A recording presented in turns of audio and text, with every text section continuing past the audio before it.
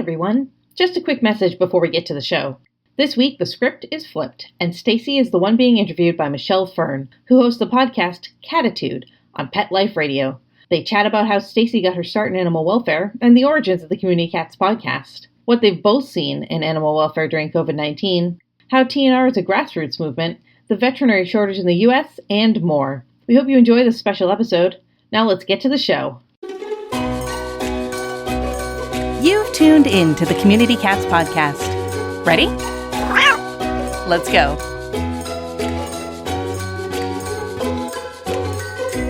Welcome back, everyone. My guest today has been involved in animal welfare for over 20 years. She currently hosts the podcast Community Cats, as well as organizing several virtual conferences.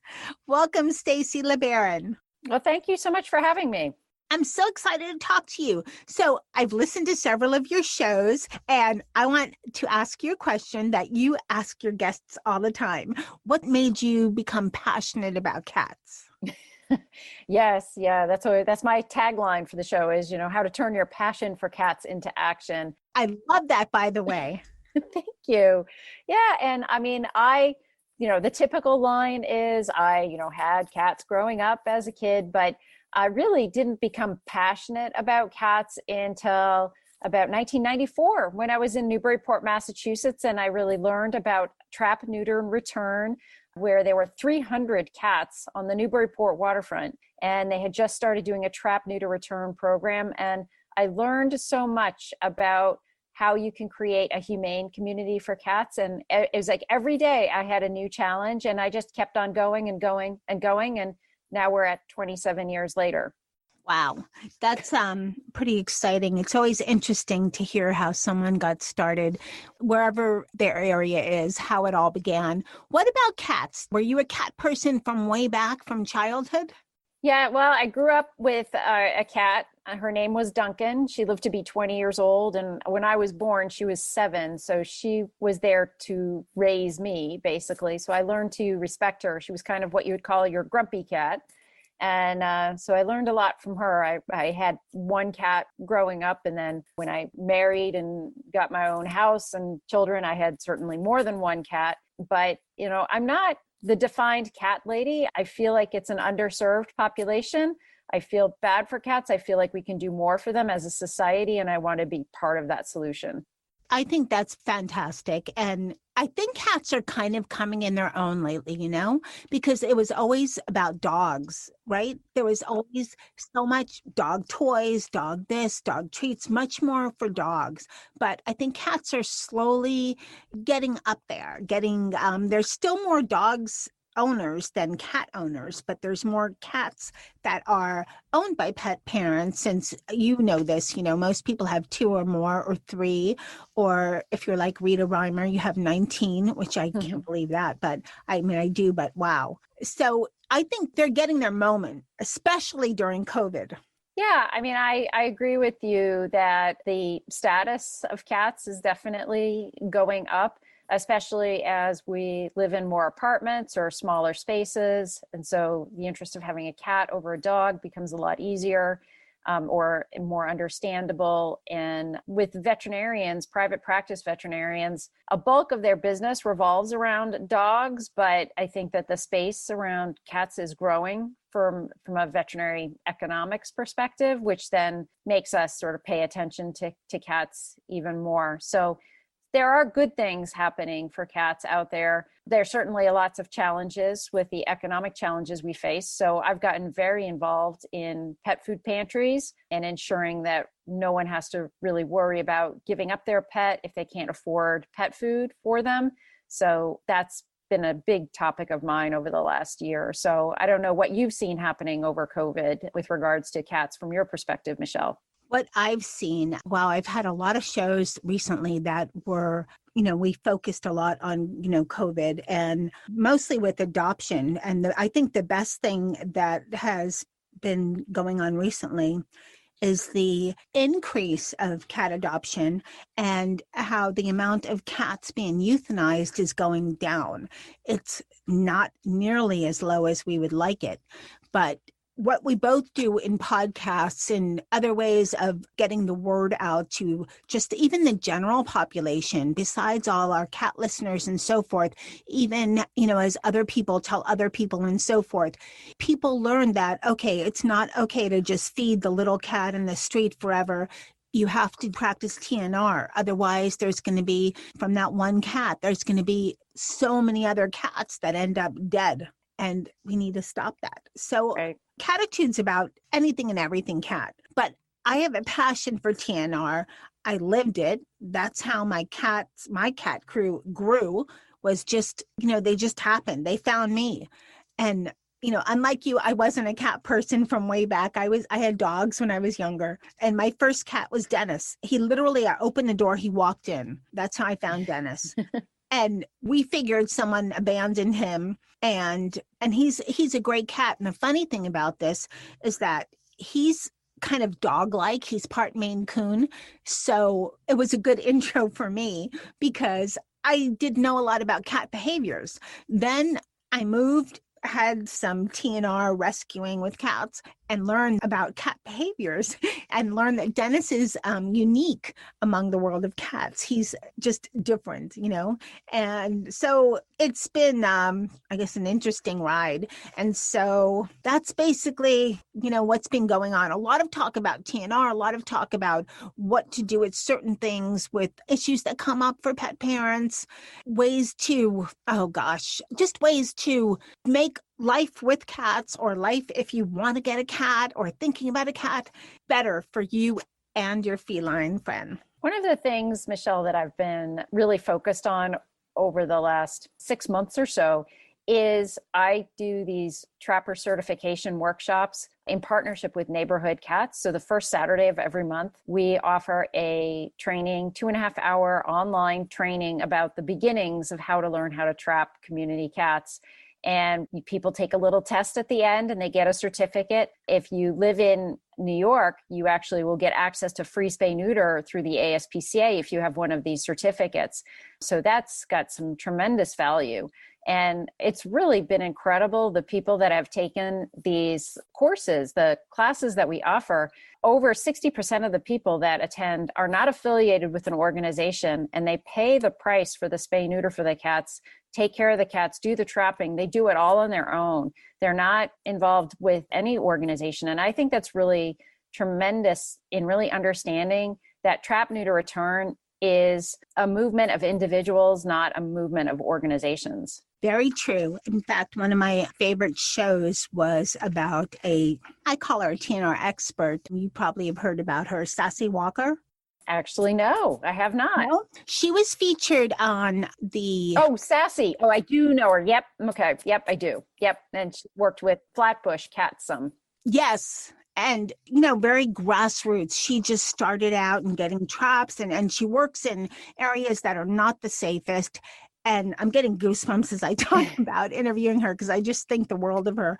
And I loved hearing her escapades as she went out there. And she's so bold. And she's in areas where it's just a really bad parts of, I think it's Brooklyn. Mm-hmm. So that was just, I think, one of my most favorite episodes. And I think what you do as far as the virtual online classes is amazing for the world of TNR, because a lot of people don't know where to start.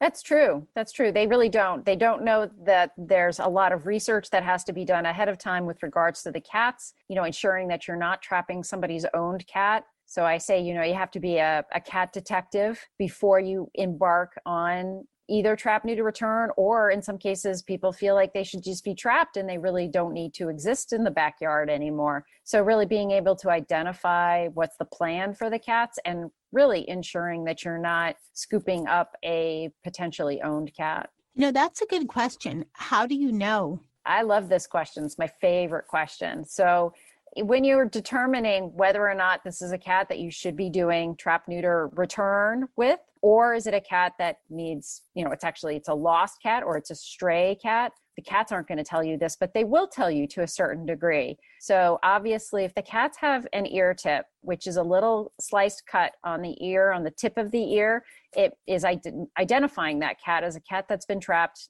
neutered, and returned back to the colony. So we can assume, as long as that cat appears healthy, has a good body type and good coat, means that somebody's caring for that cat. And so you can assume that you don't have to worry about that cat. So there's one off the list. If you have a cat that's in distress, it's limping, it's emaciated, it's sickly, obviously that's a cat that needs assistance and would need to be trapped and brought in. If you have kittens running across the road, then that's a situation where you need to respond and rescue. If you have, a cat that is skittish but looks good but has no ear tip, you want to check with your neighbors to see if they know this cat in any way, shape, or form. Try and put the word out and start feeding that cat regularly at a regular time, just to get it on a routine in case you are going to need to trap that cat. If you have a friendly cat that's friendly, it's rubbing up around your legs, but just is really appreciating the tuna you happen to be putting out, but the cat looks good, it's most likely owned and it will go back to its house. If it's stays around for a long period of time, you can put a temporary collar on that cat and write on it, say, please call me to let me know if someone owns me. And you can do that for several days. There's a great flow chart on the website, Mass Animal Fund. I think it's massanimalfund.com. I believe it's massanimalfund.com. You just Google Mass Animal Fund, click on their resources page. They have this wonderful flow chart to tell you how to respond in certain situations with cats in your backyard. I loved your responses, and I do know about the ear tip, but it's tricky sometimes finding out if it's a neighbor's cat or it's just a recently abandoned cat. Those can be tricky because we were feeding a cat and I come to find out it's my neighbor's cat, and I didn't know for months. So it was just interesting. And what is your thought about indoor-outdoor cats? So it's a gray area. Very gray. The adoption program that I ran for so many years has a encouragement guideline of having people have their cats as indoor only cats. That's sort of their ideal. However, we have a barn relocation program for very at-risk feral cats that need to be relocated because where they are, they're not safe. And so we do take the chance, and we do a limited number, but we do barn relocations or working cat programs for those cats that would, otherwise have no other options. So if you're going from one extreme to the other, you should be able to be kind of appreciative of the middle area. And there certainly are cats out there that would prefer to be an indoor-outdoor cat. Obviously, you don't want that situation to happen on a very busy road. So there's really this gray area match that has to go on with a certain household and a certain cat. And I think in those times, it's possible to have them as an indoor-outdoor cat. Obviously, I'm also a big fan of microchipping and identification. If you don't believe in the collars because they get hung up and that kind of stuff, obviously breakaway collars are important, but making sure that a cat is microchipped is really important also. You're definitely right about indoor-outdoor cats being a gray area. I'm fortunate to live in a warm climate, so we have a screened-in patio, so the cats get to be outside without really being outside. They get that sense of it, but they're not roaming through the area, which, we're in South Florida, and there's raccoons, there's possum, there's coyotes. Alligators are rare, so I wouldn't say alligators. So there's all these, other animals out there. And I have concerns. If my cats were indoor outdoor, I would be very concerned. But there's neighbors of mine that are fine with it. So I'm not judging, if you have an indoor outdoor cat and it works fine for you in your area, that's great. I've interviewed a couple of guests from England, and it's the opposite. If you live in a place where you can't have your cat indoor, outdoor, they limit your ability to adopt. Interesting. So different mindset. Definitely. Okay, let's talk about your workshops a little bit. How did they work? Because and I just want to ask this ahead of time. A lot of people, are new to the world of virtual learning, not so much during COVID, but there is still a population of people that are not on Zoom meetings and are not that familiar with how a virtual education process would work. So can you give just a little, kind of nuts and bolts on how your workshop would work? Sure. Yeah. So we use an online platform called GoToWebinar, which is very easy. You basically click on a link and you're in. It's similar to Zoom.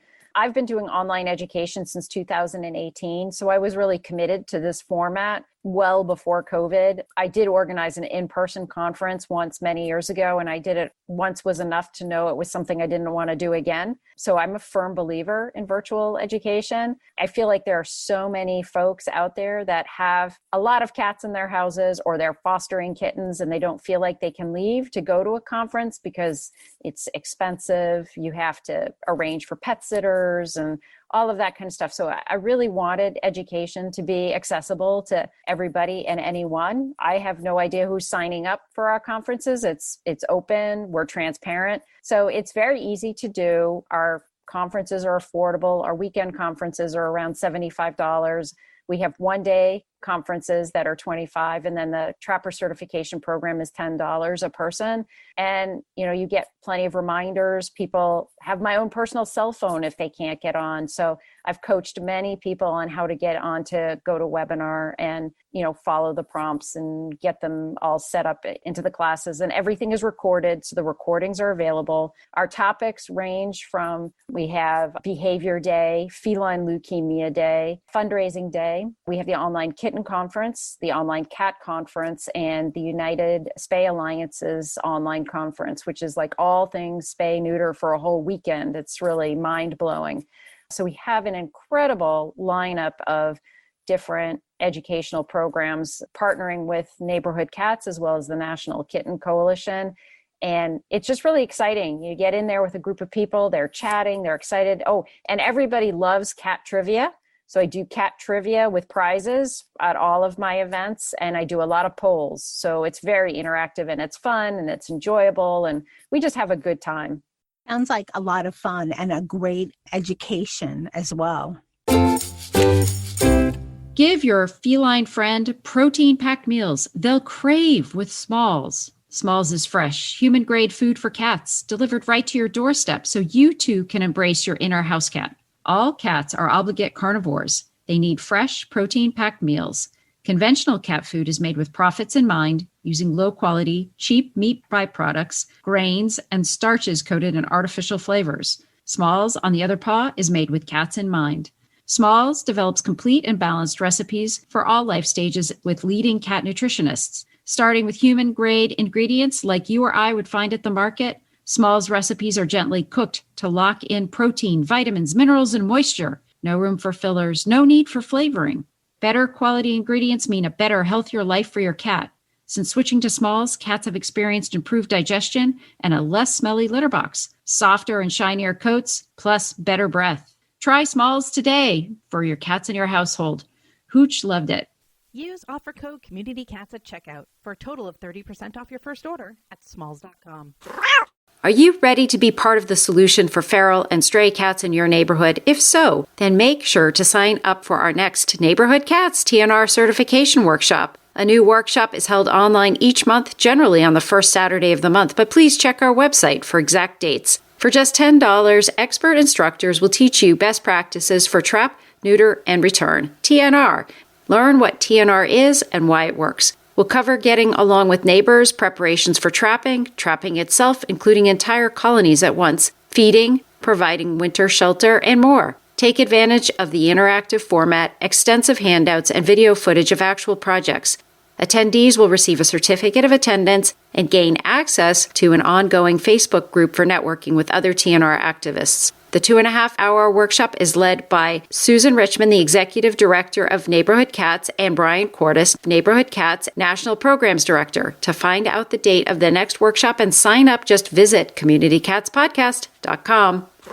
As we emerge from the global pandemic of COVID, fostering is emerging as the new normal in the animal welfare industry. But shelter management software doesn't provide the tools or the workflows for communicating with fosters at scale, so many organizations struggle to maintain hundreds of animals in foster homes. If only there was a system that was custom-built specifically to solve this problem. Introducing Foster Space, powered by our friends at Dubert. Foster Space was custom-built to allow you to manage hundreds of foster relationships and to communicate with them via text, email, and even Facebook Messenger. Your fosters have a portal where they can upload videos and photos and updates on their animals, and organizations can schedule fosters for meet and greets, adoption days, or anything else they need. There's so much more to check out. Sign up for free at www.dubert.com and go to the Foster Space tab to get started.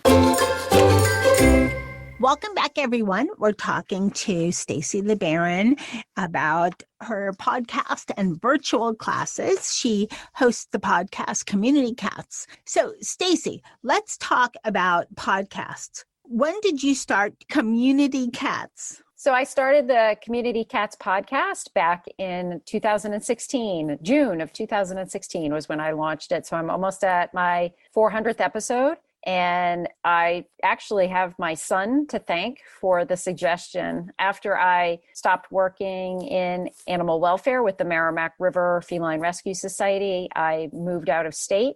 And I was kind of wondering, what was I going to do with myself? I had all these great connections in animal welfare. I'd run a mentoring program, and I had helped 80 groups start trap, neuter, return programs all across the country, but I had 400 groups on my waiting list. And I'm never one to let a group go by. Basically, I can't not help. So, but I also realized I wasn't going to be able to do one-on-one mentoring with 400 groups. And so I was talking about it with my son. We were driving back and forth from Massachusetts to Vermont a lot, and we started listening to podcasts. And my son had started taking up, he was 12 at the time. He was learning how to play the electric guitar, and he started recording. And he said, Mom, it'd be super easy to set up a podcast. I'll help you with it. I'll get it set up for you, get the recording and stuff done. And so he made it seem easy, and he did. He got my microphone, he got everything set up on the software side of things. And then I got a few other people involved and started out with 5 shows a week and went down to 3. And now I'm down to 1 a week as I've built up my sort of online education presence. That's taken up more of my time, but I love the podcast, and I firmly believe that's my way of reaching out to those 400 groups as well as others who want to turn their passion for cats into action at the Community Cats podcast. 5 shows a week is a lot. Yeah, people thought I was a little crazy. Yes, because, people don't realize how much research goes in on the back end. And even just besides the research, just prepping and organizing times and so forth. I'm impressed 5 a week. I do 1 a week, but I host 2 shows. Yeah, that's a lot. That's a lot of work. Yeah. Cattitude is part of the Pet Life Radio Network. And Pet Life Radio started with maybe 7 shows and now has over 75. Oh, fantastic. And how I got started was first with Best Bets for Pets, which is our product show, because, we got a lot of inquiries about different products, but nobody really to talk about them. So ta-da, that was born. And I've been hosting that since 2010. When I started, there were 2 shows per episode of non-competing products. So I think I've done over 300 of Best Bets for Pets, and that's still going strong. Cattitude, I was not the original host. The original host was Tom Dock. And for a while, even though there wasn't a host, the show was still remained so popular. And my producer came to me and said, would you like to host Cattitude? And my concern, and I'm honest, totally honest, and with everything that I do, I don't have a super strong cat background, but my perspective on Cattitude is very different from Community Cats. I look at it from the cat parent's point of view, the cat person who wants a cat, thinking about a cat, has cats, just considering cats, anything about cats. And I have just a wealth of different types of, people I've had on the show, everything from TNR rescuers to experts in various fields to a lot of behavior, but my favorite is TNR because we should come down to in the US, the number of cats euthanized is just still way too high. So that's just one of my passions because I don't do TNR. I've done TNR with my little feral colony I had, around my area, but I'm not a TNR person. I don't have the time for that. You can only extend yourself so much, but I promote it and talk about it as much as I can. So that's where I come from. I think that's fantastic. That's excellent. And thank you for all that you're doing with the show. And you know what? I just want to mention, since we're talking about everything about, podcasts and so forth, I just want people to know that Cattitude is part of Pet Life Radio, but Pet Life Radio has a wealth of information. And actually, you're familiar with some of our show hosts because Arden Moore hosts Oh Behave. And a good friend of mine, I just did a show with her, matter of fact, and she is going to be on your behavior conference, correct? That's right. On April 17th, she's going to be presenting at Behavior Day. Yes?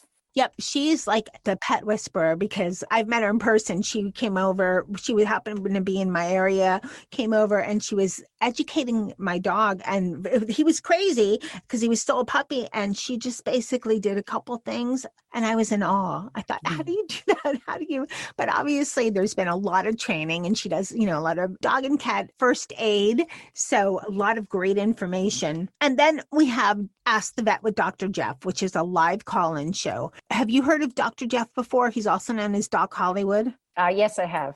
Yep. He doesn't like being called Doc Hollywood, by the way, but he knows a ton of information. He's very big on telemedicine. Mm-hmm. That's his new passion. We have a Rappaport to the Rescue, hosted by Jill Rappaport, and she was on the Today Show. So she has a lot of access to celebrities. So that's an interesting take. And again, for vets, we have ER Vet with Dr. Justine Lee. I've done shows with her. She's incredible. So much knowledge. We have, how could I forget this? The Pet Doctor, Dr. Bernadine Cruz. She was one of our first shows, I think, along with Arden. And there's just a wealth of information. And I think with podcasts, that's the most important thing is that we are able to communicate all over the world, all this information to people. Yeah, Michelle, you bring up a really great point there because you just said all over the world. And that's one of the things that I had hoped for with podcasting, that the reach would be beyond the United States. And I really didn't realize how truly impactful we could be outside the United States, but I have so many listeners all around the world. And it's just really exciting to hear about some of the trap, neuter, return programs that are going on. And that is never going to change. COVID or no COVID, we are global. And that's what podcasting is all about in this animal welfare space. Exactly. Inform, communicate, and then once they're informed and communicate, the steps from there. It's a great way to communicate, as we said, through the world. Did you ever look at a list, or I don't know if you have access to it? I had access, this is years ago, a list of all your listeners by country? Yep. Yeah, I do have that information through the show host. So we have, a large portion, like 80% of our listeners are in the United States, but we have a lot of folks listening from Australia and quite a few in Europe. South America has gotten very popular. Mexico, we have a following there. We also have an affiliate program. The Community Cats podcast has an affiliate program so that if there are individuals who are just trying to raise a couple extra bucks to help pay for their trap, neuter, return or spay, neuter appointments, they can sign up to be an affiliate. And we had someone from Ecuador just sign up. What I think is fascinating, and I've looked at a country list, and of course, we too have the most amount of listeners in North America, which is, US and Canada, but a lot of people in Europe, and even some in these tiny, small countries, there might not be many listeners, but it's kind of amazing. You think, wow, here I am in my studio doing this show, and there's somebody that's going to be listening all the way around the world, and they live on a tiny island someplace. So kind of mind-blowing. Yeah, that's great. I love it. All right. So what has been, I mentioned my favorite show earlier. What, if you can nail it down to one, since you've done so many shows, what was your favorite podcast show? That's always a tough one. This is a question I struggle with. If you ask me, how do I determine whether a cat needs assistance? I can answer that question. This is the tougher question because I enjoy all of my shows. Every one of them, I feel like I'm in the moment, I'm listening, I'm learning so much in every show. Earlier this year in January, I did launch a show with Dr. Michael Blackwell. He is at the University of Tennessee. He has an incredible background, and he's sort of the leading voice for a movement around Align Care, which is about access to veterinary care for all. So creating these community, working with organizations in place to develop community outreach and resources so that really every person who has a pet is going to be able to get access to affordable veterinary care and whatever they need to be able to take care of the members in their family. And it's sort of like universal health care, but including your pets. So he's really a big thinker, and he's got some great ideas and interesting support. And he's just a wonderful person.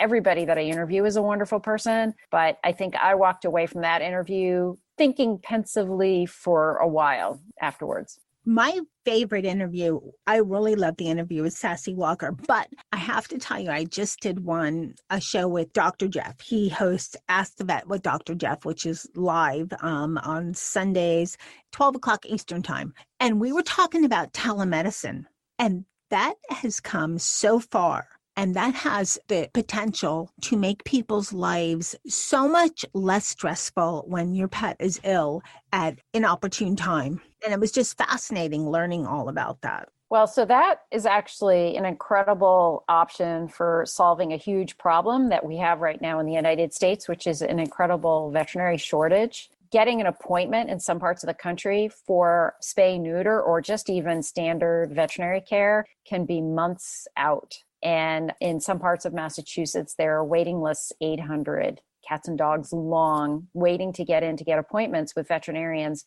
And some of the urgent care facilities have had to go on diversion because they're just so backed up that they say, we just can't help you. You have to find someplace else to go in an emergency situation. So there's some incredible challenges with regards to accessing veterinary care. So if you go to a telemedicine model, then you're streamlining your appointments. You don't have to worry about, checking in and checking out. I had a great conversation with a person last week who does TNR in Barcelona. And he said he knew of a program in Israel where the TNR caretakers will take pictures of the cats that they're worried about, and they use veterinary students to diagnose what the situation might be for those community cats to try and get them assistance without having to trap them. And the veterinary students are getting trained on suggesting potential diagnoses, and it's supervised, but it's in the veterinary school. So they're getting an understanding of community cats and that kind of thing. And then that's taking that whole population sort of out of the private practice place too. So it's a really interesting solution. So this version of telemedicine in the veterinary space could be really exciting. There's another show to listen to, my show with Dr. Jeff. It's really fascinating, and go listen, because it's not only, the thing about the telemedicine is it's not only helpful for the pet parent, it's good for the veterinarian, it's good for the pet. It's win-win-win all around. The price is so reasonable, and it doesn't poach on other vets, how their system is set up, AirVet. But I think that is the future. We're already doing everything virtual, so much virtual with COVID than we ever did before, that telemedicine, I think, is definitely the next step, because it's just so accessible, and it's 24/7. Michelle, can I ask you a quick question? Sure. So, you've devoted so much of your time to podcasting and getting the word out. What's your hope for animals all across the United States and the world? I would like to see the population of animals euthanized drop down to such a small number that I don't even know if I'll see that number in my lifetime. And I'm not that old, but I think there's so much senseless, and it's becoming less so, but so much senseless euthanizing of animals, and mostly it's dogs and cats. And there's a lot of things that could be avoided, just even the basic of taking on the responsibility. When you're a pet parent for 10 to 20 years. That's how it is. It's not, oh, take your pet home, return it because, you didn't like when the little kitten grew up to be a cat. So I would like to see that number just really drop to where it's unfortunate if, a cat is found or a dog is found and they're beyond able to be taken care of, medically taken care of by a veterinarian. So that's what I would like to see. Sounds great. Great solution. So Stacy, where can people find Community Cats, your podcast? Yep. So for folks that want to find out all that we offer, the communitycatspodcast.com is our website. Of course, we're on Facebook, which is also Community Cats Podcast. We're on Instagram, Community Cats Podcast, Twitter, Community Cats P1. Folks can find us on LinkedIn. They can find me at LinkedIn with Stacy LeBaron, but communitycatspodcast.com has the most up-to-date information. We love to hear from folks. Emails come to me and happy to respond and answer any questions. What about you, Michelle? Where can folks find out more about Cattitude? Well, Cattitude is part of the Pet Life Radio Network. So people can go to petliferadio.com. You can also just do a search, Cattitude Podcast, and it comes up. And I'm grateful for this, comes up right in the top of searches. We're on a lot of different networks, Stitcher and iTunes and Spotify, iHeartRadio. We're on live stream, but there's a ton of different locations. You can also, if you like the idea of downloading the episodes and listening to them on a jump drive in your car, you can download them right from the Pet Life Radio site. Just go to petliferadio.com, go to the show page, look for Cattitude, download the episode, put it on your drive. There you go. And you'll also find a ton of other shows that have a wealth of information. We have a lot of veterinarians hosting shows, and they are brilliant at what they do. So just a ton of information. That's great. We just recently got up on Amazon Music. Oh, that's wonderful. We are in so many different locations. I am not even sure if we're on Amazon Music. We might be. And we're on YouTube also. But it's a long, long list. So it's wherever you enjoy podcasts, you'll probably find us. Well, that's wonderful. And Stacy, we talked about your different conferences that are coming up. You have one coming up pretty soon. You want to share it? Sure. Yeah. Our upcoming conference is April 17th, which is Online Behavior Day. It runs from 10 a.m. to 5 p.m. Eastern Time, which is a Saturday. And we have 4 incredibly fantastic speakers, one being the fabulous Arden Moore. She's great. She's funny. She's brilliant at what she does. And I'm so excited that she's part of your conference. Arden is great. And I took her first aid class with my niece and my daughter and their cats, and it was just really fun and fantastic. We also have Pam Johnson-Bennett, who's very well-known cat behaviorist. We have Tabitha Kucera, as well as Rachel Geller. So we have 4 fantastic people joining us for the Online Behavior Day. And you can find out more information at our website, communitycatspodcast.com, $25 for the day. Well, Stacy, I want to thank you so much for coming on Cattitude and sharing all this great information about the Community Cats podcast, as well as your various virtual conferences. So thank you so much. Thank you, Michelle. Thank you also for being part of my show, too. What a great show. It was so wonderful talking to Stacy LeBaron, the host of Community Cats Podcast. And hey, everyone, just a side note, if you perhaps are listening to this later and you miss one of the virtual conferences, keep looking on the Community Cats Podcast website because Stacy does the virtual conferences all the time. They're always happening. They're recurring. So I would like to thank my guest, Stacy LeBaron, for coming on Cattitude. Thanks to my amazing producer for making me and my guests sound just so much better than we are. So thank you, Mark. Thanks to my cat crew, which is Dennis and Molly and Charlotte and Jethro and Sammy. And the lone dog, Nikki, who kind of acts like a cat sometimes.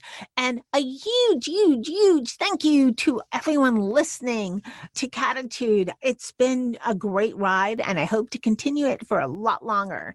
So it's not about attitude. It's all about Cattitude. See you next time. That's it for this week. Please head over to Apple Podcasts and leave a review. We love to hear what you think, and a 5-star review really helps others find the show. You can also join the conversation with listeners, cat caretakers, and me on Facebook and Instagram. And don't forget to hit follow or subscribe on Spotify, Apple Podcasts, Google Podcasts, YouTube, Stitcher, or wherever you listen to podcasts so you don't miss a single show. Thanks for listening, and thank you for everything that you do to help create a safe and healthy world for cats. The Community Cats podcast would like to shout out a few of our online event sponsors. Did you attend the United Spay Alliance conference in March? The incredible content and educational opportunity were brought to you in part by Marion's Dream and Humane Network. If you or your organization would like to sponsor content that you care about and that saves feline lives, go to communitycatspodcast.com/sponsor and learn more about how you can turn your passion for cats into action.